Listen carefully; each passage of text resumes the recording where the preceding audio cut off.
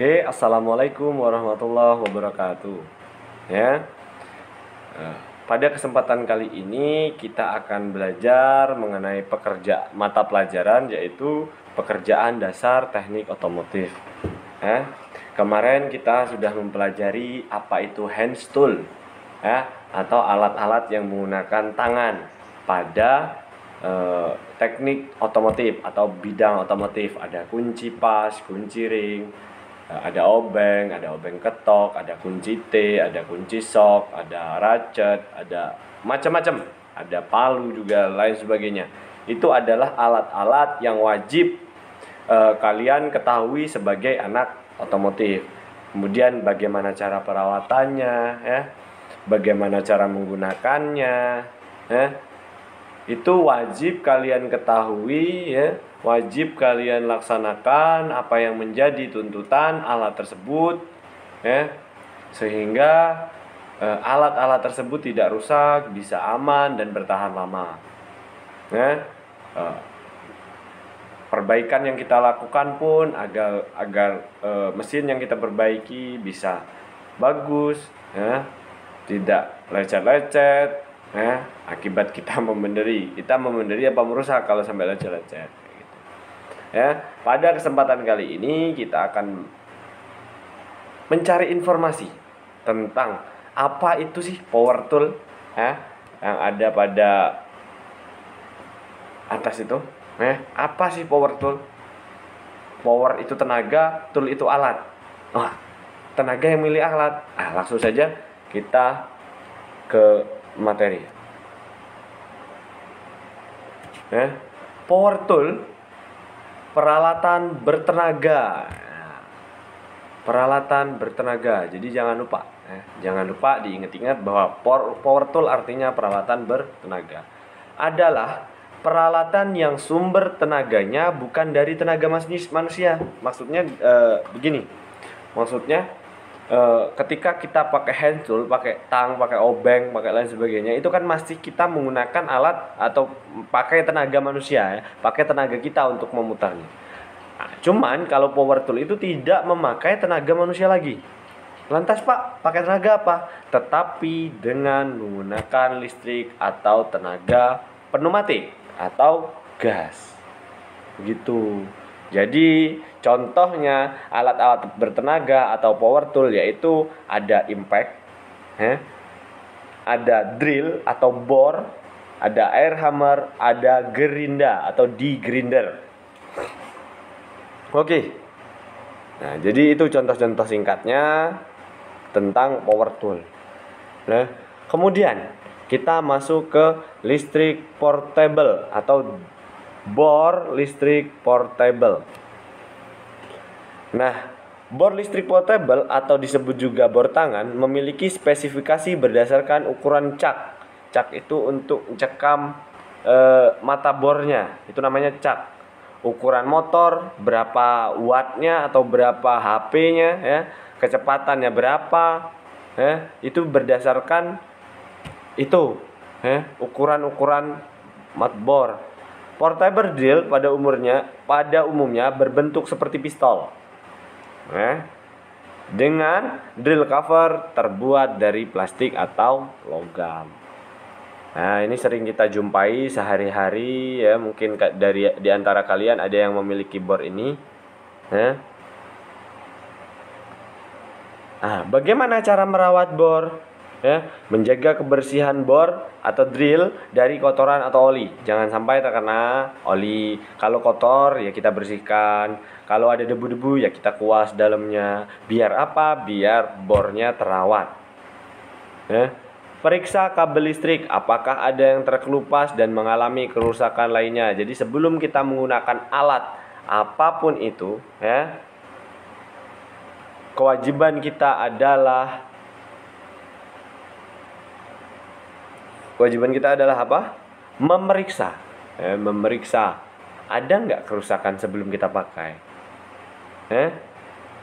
Ada nggak? Kalau nggak ada, berarti baik untuk kita gunakan. Secara safety-nya atau keamanannya, maka akan terjamin aman. Jadi jangan sampai kita tiba-tiba kita pakai, tiba-tiba ada kulit yang terkelupas dan menyetrum mengenai kita. Setrum begitu. Itu jangan sampai terjadi seperti itu. Kemudian yang ketiga, pastikan bahwa semua bol dan fitting terpasang dengan kuat. Bol itu baut, dan fitting atau pengancingnya terpasang dengan kuat. Periksa operasi trigger dengan melepaskan plug. Gunakan hanya cake. Biasanya pakai kunci, pakai pahat, itu nggak boleh. Makanya harus menggunakan cake atau kunci cak untuk mengencangkan cak. Keselamatannya bagaimana? Pada gambar sebelumnya, drill bit menggunakan key cak. Setelah mengencangkan drill bit di dalam jack cak dengan key, lepaskan kunci cak sebelum mulai mengebor. Jadi udah dikencengin nih, udah dikencengin, kita lepasin dulu kuncinya, baru ngebor. Jika tidak melepaskan key, maka key dapat terlempar dari cak dan menyebabkan cedera, kena kepala benjol, kena mata pecah, kena bibir robek, kayak itu. Jangan sampai itu terjadi. Kemudian, menggunakan bor angin. Kok ada Pak bor angin? Iya, ada. Tapi jarang kalian lihat. Karena apa? Dalam penggunaannya kurang efektif. Masalahnya apa? Yang tersedia di rumah biasanya cuma listrik, Listrik. Kalau bor angin ini harus ada kompresor. Gitu. Hal yang diperhatikan yaitu besar torsi yang dihasilkan air drill ditentukan oleh tekanan angin, sistem udara yang mengalirinya. Jadi nggak bisa tergantung listrik. Bukan tergantung listrik lagi, tergantung seberapa kuat angin yang mengalirinya. Kemudian air drill lebih kecil dan berputar dengan kecepatan yang lebih tinggi daripada electric drill. Kekuatannya sebanding dengan baterai power drill. Wow, mantap sekali. Tidak seperti baterai power drill atau electric drill, air drill tidak memerlukan listrik untuk mengoperasikannya. Sudah Bapak bilang di awal tadi bahwa air drill ini menggunakan angin, dari kompresor. Pak, bisa nggak Pak dari pompa? Nggak bisa. Kalau dari pompa nggak bisa. Karena apa? Karena anginnya nggak stabil. Kemudian yang keempat apa? Air tool dipasang pada air supply melalui fitting yang dihubungkan dan dilepaskan dengan mudah. Lama-lama sambungan ini menjadi aus dan menimbulkan kebocoran udara. Apabila kebocoran udara berlebihan, output dari air akan berkurang. Jadi Jadi penggunaan air drill ini berpengaruh juga tingkat kebocoran selangnya atau fittingnya, atau penguncinya tadi. Fitting itu pengunci. Jadi ketika terjadi kebocoran, maka kekuatan air drill akan berkurang. Yang kelima, air tool memerlukan pelumas. Kebanyakan workshop memiliki tool automatic oiler yang digabungkan dengan sistem air supply. Apabila workshop tidak memiliki automatic oil, maka air tool harus dilumasi setiap hari. Berikan beberapa tetes oli pada inlet dari air tool sebelum digunakan. Air drill, bor angin, bor angin atau air drill digunakan dalam lingkungan di mana electric drill tidak aman untuk digunakan. Misal kita electric drill itu bor listrik, kita gunakan pada tempat-tempat yang basah. Tempat-tempat yang basah sehingga apa?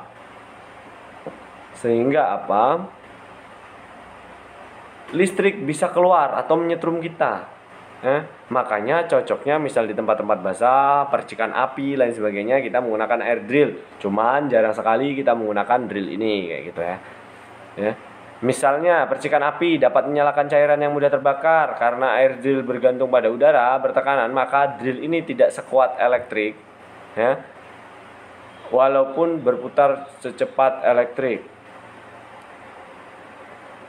Ini drill bit. Fungsi dari drill bit ini adalah untuk membuat lubang bulat dalam material yang kerasnya bisa sama dengan mata bor.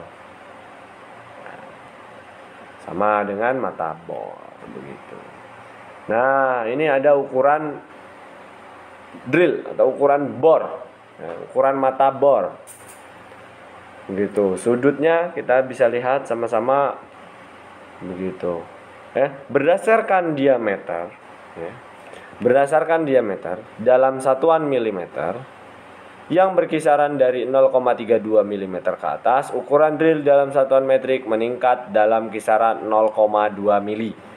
Satuan metrik sekarang merupakan kisaran drill yang paling umum digunakan. Pakai satuan gitu. Nah, kemudian ini bagian-bagian mata bor.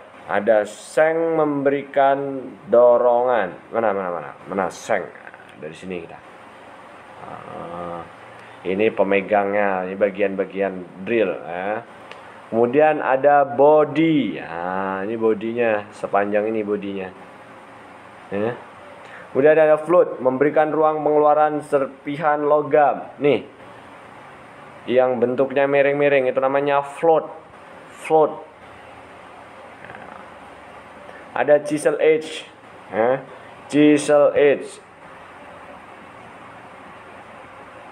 berada pada poros drill dan diperlukan tekanan yang besar untuk mendorongnya masuk ke dalam lubang. Nih, bagian yang ini chisel edge. Nah, jadi setiap bagian-bagian itu ada namanya. Untuk memastikan pemotongan yang benar, aturan perlu diikuti. Sudut puncak harus benar. Jadi kita harus ngasah nih. Sudut puncak harus benar, yaitu 118 derajat. Bentuknya kan tuh lancip, cuman harus ada aturannya. Kalau tidak, apa yang kita bor itu susah berlubang, bakal miring, lain sebagainya. Jadi harus memiliki ukuran. Ukurannya berapa? Ukurannya 118. Bagian pinggir chisel harus berada pada sudut 120 derajat sampai 135 derajat. Oke, bisa dipelajari sendiri, nanti Bapak kasihkan materinya ya, dibaca-baca. Kemudian, akibat kesalahan mengasah mata bor. Nih, yang terjadi. Makannya miring. Ini lubangnya sampai ke sini. Jadi tidak sesuai. Jadinya tidak bulat lubangnya, begitu. Sudut pemotongan, dua sudut utama adalah clearance angle, ada rack angle. Kita lanjutkan pada gerinda, atau sering disebut portable power grinder. Tersedia dalam berbagai bentuk dan ukuran. Ada lightweight grinder, ada Conwell grinder, ada horizontal grinder, dan surface grinder. Ini sering kita jumpai, namanya gerinda. Bagaimana cara merawatnya?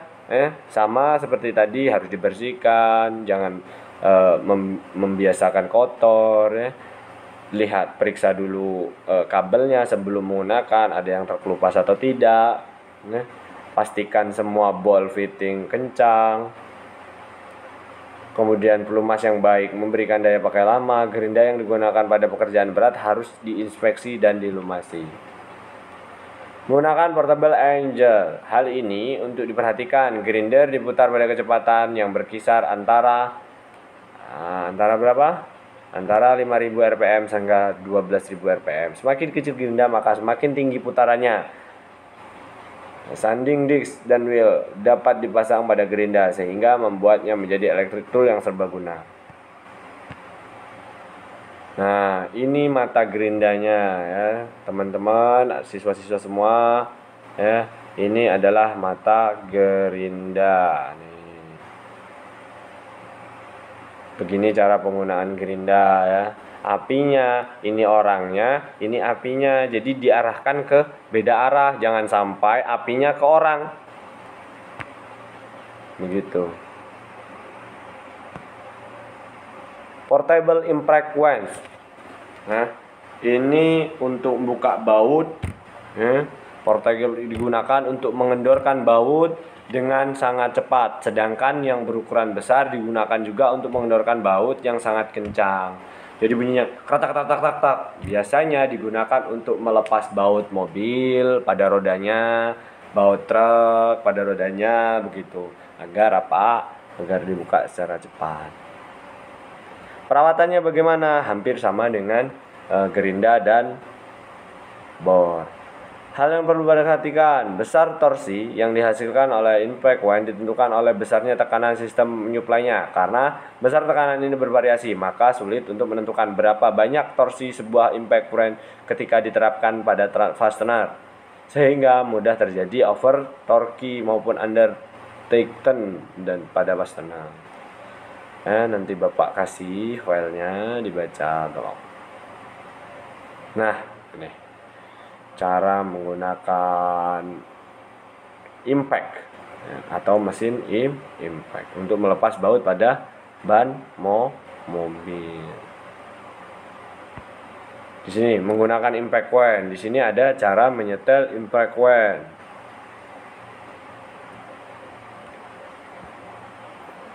Over tighten, macam-macam soketnya, itu seperti kunci sok. Ada air chisel atau pahat dengan menggunakan tangan, menggunakan tenaga luar. Biasanya main pukul nih pahat, tapi ini menggunakan angin.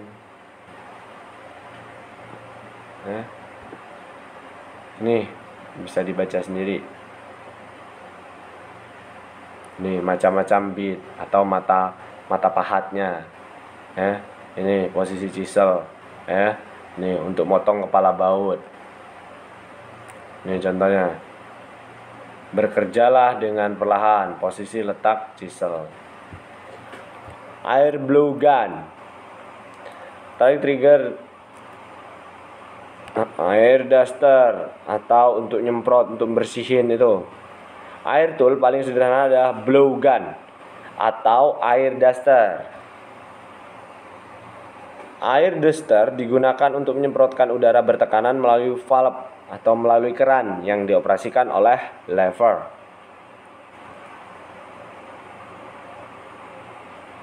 Pemeliharaan tool dan equipment.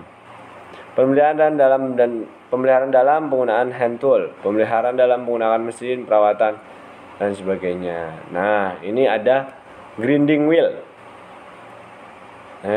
Atau gerinda duduk. Bentuknya seperti ini. Ini adalah gerinda duduk. Ini foto aslinya. Atau bench drill, gerinda duduk. Perawatannya bagaimana, Pak? Ya, sama saja. Ini ada abrasif atau gerinda dengan duduk juga, tapi untuk memotong material, atau abrasif cut off saw, memotong material dengan cara memutar abrasif wheel yang tipis. Mungkin yang pernah lihat ini, yang belum pernah lihat ini, untuk fungsinya untuk motong. Nah, ini ada juga cold skiller saw untuk motong juga. Ini motong juga, reciprocating power hacksaw digerakkan oleh engkol dan memiliki berbagai tipe dari mesin berkapasitas sedang dengan pengerasan otomatis sehingga mesin berkapasitas besar yang dioperasikan secara hidrolik. Itu untuk motong. Blade untuk pemotongan umum berukuran 2,5.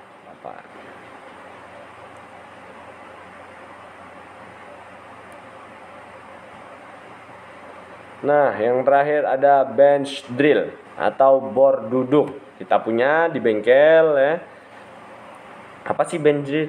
Bench drill adalah mesin berukuran kecil yang sangat bermanfaat, terdiri dari berbagai model dan kecepatan, dilengkapi dengan drill chuck atau Morse tipe 01 atau 2 untuk memasangkan drill atau cutting tool.